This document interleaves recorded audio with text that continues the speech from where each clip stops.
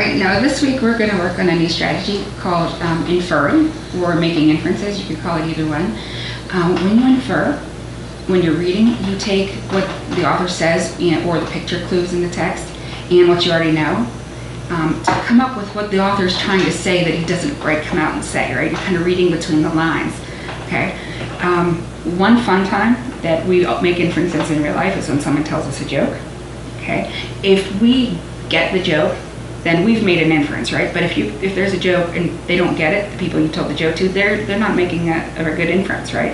All right, so we're gonna try this with a couple of comic strips. We have some Garfield comic strips here. Okay. This one says, it's got John, that's his owner. He says, so Garfield, did you say room for dessert?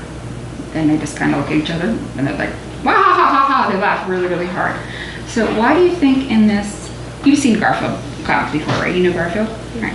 So why do you think they're laughing so hard in this last frame? Because he always eats and he saved room for dessert. Of course, yeah, it's like, of course he saved room for dessert. It's like a stupid question, right? Garfield always has room for dessert. Okay, so we had to make that inference, right? That Garfield is, of course, going to want dessert. Okay. What did you already need to know about Garfield to make that inference? That he never stopped eating. Right, we need to know, we know that he never stops eating, right? That's our background knowledge that we can combine with what we have here in our text. All right, we have another one here. It says, it's got John sitting on his couch, his chair. Some days I love my pets. And then there's, was that Odie? I think Odie and Garfield going by, oh, they're in a chair there, being all crazy. And he goes, other days I wish I kept the receipt. And they've got a crash over there. What does he mean when he says, other days I wish I kept the receipt? Well, he wants to return them some days. Right, he wants to return them some days, right? So, which one is more funny, right? If he says, I wish I kept the receipt sometimes, or if he says, sometimes I would like to return them? The first one.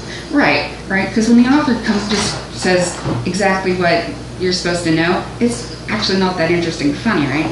All right, so we are going to practice a little bit with some poems.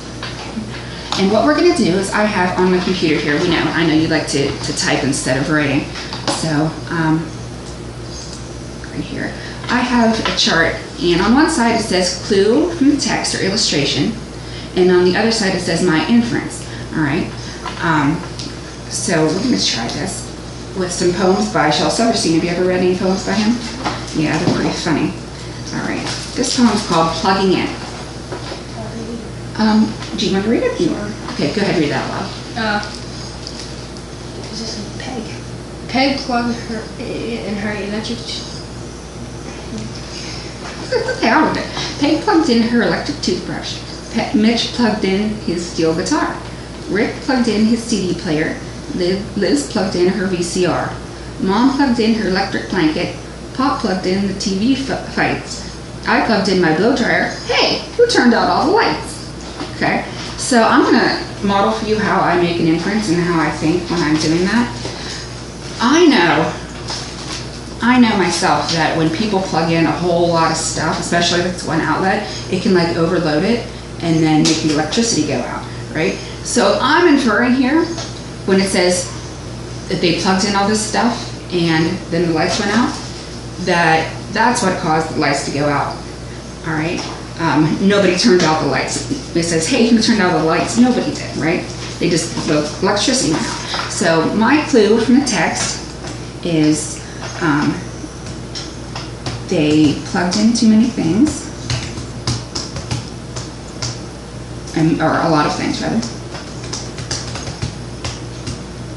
And I'm going to use the quote from the text. Hey, who turned out all the lights? Okay. My inference is, just like I just said, they plugged in too many things.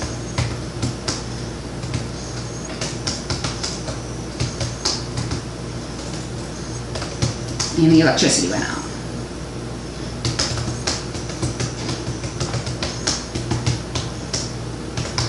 Okay. So let's read some more poems here together because these are kind of fun. And I'll read this one aloud again for you. Which one we're on. This one's No Thank You. And notice this has an illustration. This guy has a ton of cats over here, right? And then there's a cat right there. It says, no thank you.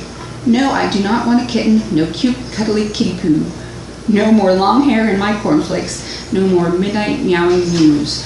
No more scratching, snarling splitters.